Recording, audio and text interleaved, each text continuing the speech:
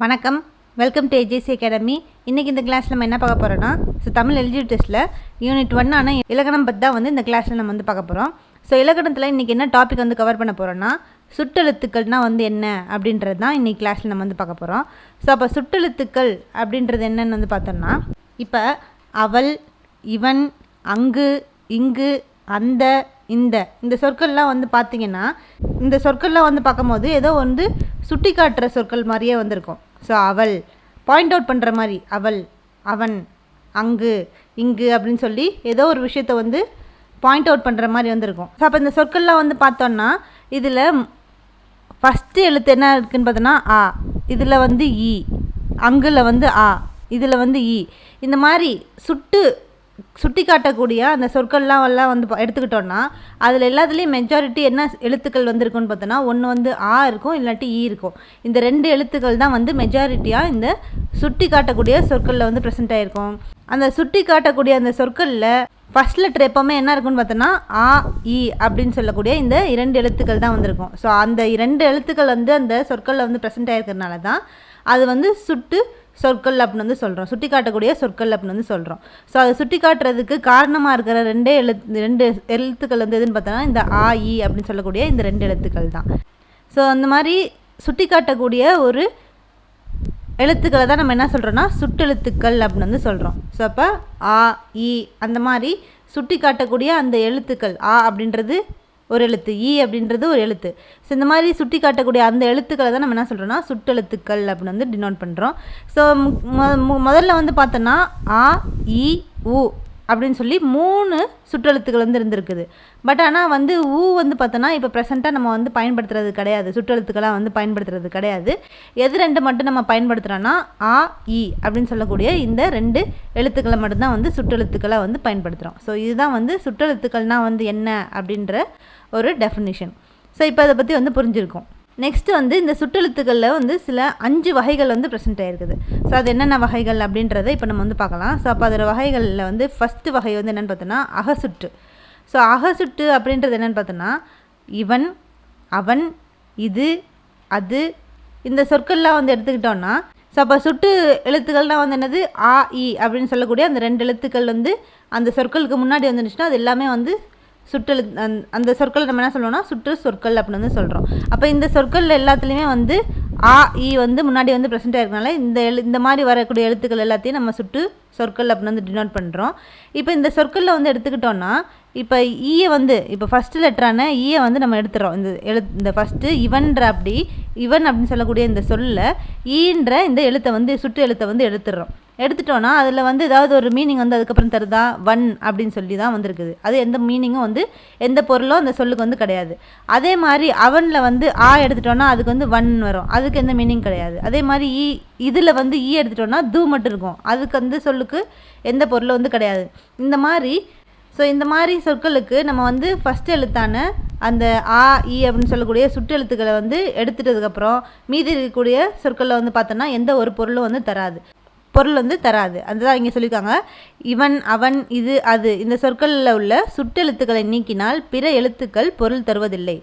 அது பொருள் தராது. அப்போ என்ன சொல்ல வராங்கன்னா, இந்த சுட்டெழுத்துக்கள், அந்த சுட்டெழுத்துக்கள்னால் ஆ, ஈ அப்படின்னு சொல்லக்கூடிய இந்த சுட்டெழுத்துக்கள் அந்த எழுத்து இருந்தால் தான் அந்த சொல்லுக்கு பொருள் கிடைக்கும்.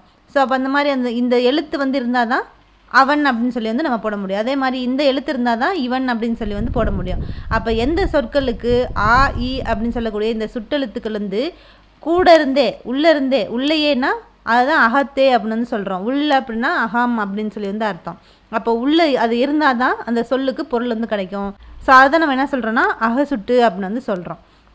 அப்போ அகச்சுட்டு அப்படின்றது இந்த சுட்டு சொற்களை நம்ம பிரிக்கும் போது ஆ, ஈ அப்படின்னு சொல்லக்கூடிய அந்த சுட்டெழுத்துக்களை பிரித்ததுக்கப்புறம் அந்த சொற்களுக்கு எந்த ஒரு பொருளும் கிடைக்காது. அப்போ எந்த சொற்களுக்கு இந்த சுட்டெழுத்து இருந்தால் தான் பொருள் தருமோ, உள்ளேருந்தே அது கூட இருந்தால் தான் அந்த சொல்லுக்கு பொருள் கிடைக்கும். அந்த மாதிரி இருக்கக்கூடிய அந்த டைப்பை தான் நம்ம என்ன சொல்கிறோன்னா அகச்சுட்டு அப்படின்னு சொல்கிறோம். இது ஃபஸ்ட்டு டைப். செகண்ட் டைப் என்னென்னு பார்த்தோன்னா புறச்சுட்டு.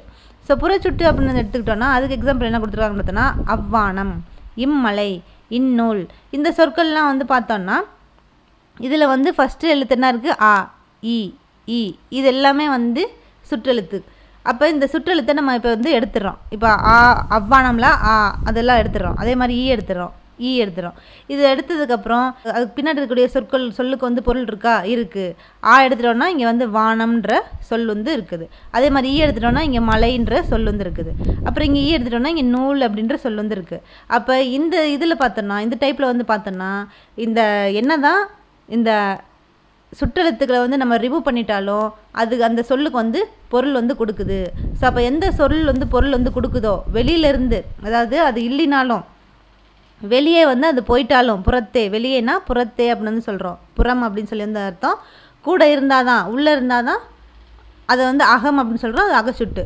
புறச்சுட்டு அப்படின்றது அந்த என்ன தான் அந்த சுற்றெழுத்துக்கள் வந்து வெளியில் போயிட்டாலும், வெளியே இல்லாட்டி புறத்தே இருந்தாலும் அதுக்கு வந்து பொருள் வந்து கொடுத்துச்சு அப்படின்னா அந்த டைப்பு தான் நம்ம என்ன சொல்கிறோன்னா புறச்சுட்டு அப்படின்னு வந்து சொல்கிறோம். ஸோ இதுதான் அவ்வானம், இம்மலை, இந்நூல் இந்த சொற்களில் உள்ள சுட்டெழுத்துக்களை நீக்கினாலும் பிற எழுத்துக்கள் பொருள் தரும். இவ்வாறு சுட்டெழுத்துக்கள் சொல்லின் வெளியே, அதாவது வெளியே அதை எலிமினேட் பண்ணிவிட்டு நம்ம வந்து பார்த்தாலும் அந்த சொல்லுக்கு வந்து பொருள் வந்து கொடுத்துச்சுன்னா அந்த டைப்பு தான் நம்ம வந்து புறச்சுட்டு அப்படின்னு வந்து சொல்கிறோம். ஸோ இதான் வந்து அகச்சுட்டுனா வந்து என்ன, புறச்சுட்டுனா வந்து என்ன அப்படின்னு சொல்லி வந்து இப்போ புரிஞ்சிருக்கோம். அதுக்கடுத்து 3வது டைப் என்னென்னு பார்த்தோன்னா அண்மை சுட்டு. ஸோ அண்மை சுட்டு அப்படின்றது என்னென்னு பார்த்தோம்னா இவன், இவர், இது, இவை, இம்மரம், இவ்வீடு இந்த சொற்கள்லாம் வந்து பார்த்தோன்னா இது பக்கத்தில் இருக்கக்கூடிய ஒரு நெருங்கிய ஒரு விஷயத்த சொல்கிற மாதிரி இருக்கும். இவன், இவர், இது, இவை, இம்மரம் நம்மளுக்கு நெருக்கமாக இருக்கிற மாதிரி, நம்ம பக்கத்தில் இருக்கிற மாதிரி ஒரு விஷயங்களை சொல்கிற மாதிரியான ஒரு சொற்கள் தான் இந்த சொற்கள் எல்லாமே. அப்போ எந்த சொற்கள் வந்து நமக்கு அருகில், அதாவது அண்மையில், அருகில்னா அண்மையில், பக்கத்தில் இருக்க ரொம்ப நெருங்கி இருக்கிற மாதிரி ஒரு சொற்களாக வந்திருக்கோ அதை சுட்டி காட்டக்கூடிய அந்த சொற்களை தான் நம்ம என்ன சொல்கிறோன்னா அண்மை சுட்டு அப்படின்னு வந்து டினோட் பண்ணுறோம்.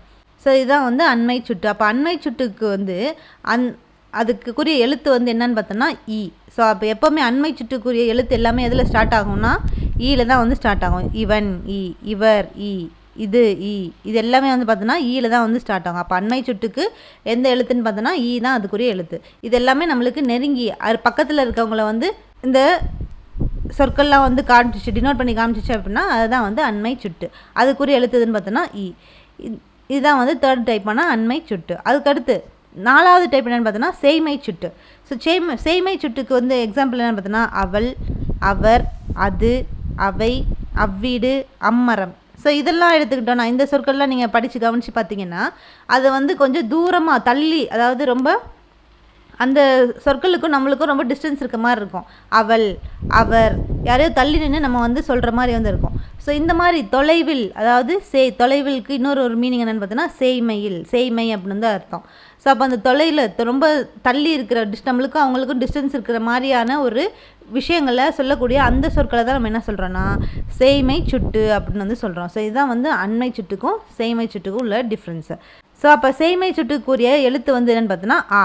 இதில் வந்து பார்த்தோன்னா இந்த செய்மை சுட்டுக்குரிய எழுத்துக்கள் எல்லாமே ஆளை தான் வந்து ஸ்டார்ட் ஆகிருக்கும். அவள், அவர், அது, அவை இந்த மாதிரி எல்லாமே ஆளை தான் வந்து ஸ்டார்ட் ஆகிருக்கும். அப்போ அண்மை சுட்டுக்கு வந்து ஈல ஸ்டார்ட் ஆகும், செய்மை சுட்டுக்கு வந்து ஆளை வந்து ஸ்டார்ட் ஆகும். ஸோ இதான் வந்து அண்மை சுட்டு, செய்மை சுட்டு.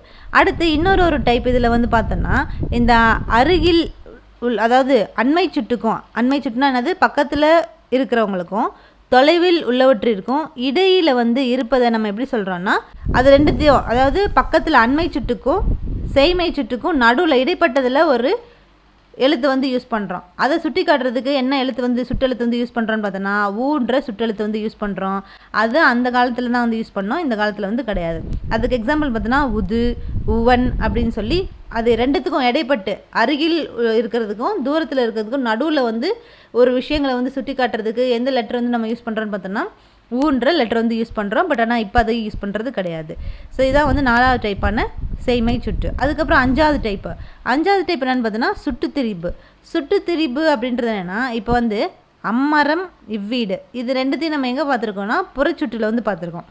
ஸோ இது வந்து எல்லாமே வந்து பார்த்தோன்னா புறச்சுட்டு சொற்கள். ஏன்னா இதை எடுத்துட்டோம்னா இது வந்து மரம், வீடு அப்படின்னு சொல்லி மீனிங் வந்து கொடுக்கும். அப்போ இது வந்து புறச்சுட்டு. என்ன தான் வந்து இது புறச்சுட்டு சொற்களாக வந்து இருந்தாலும் இதில் வந்து பார்த்தோன்னா இந்த அம்மரம், இவ்வீடு அப்படின்றது எப்படி மாறுதுன்னு பார்த்தோன்னா அந்த மரம், அந்த வீடு அப்படின்னு சொல்லி நம்ம மாற்றி எழுதுகிறோம். அம்மரம், இவ்வீடு அப்படின்றத அந்த மரம், அந்த வீடு அப்படின்னு சொல்லி மாற்றி எழுதுகிறோம்.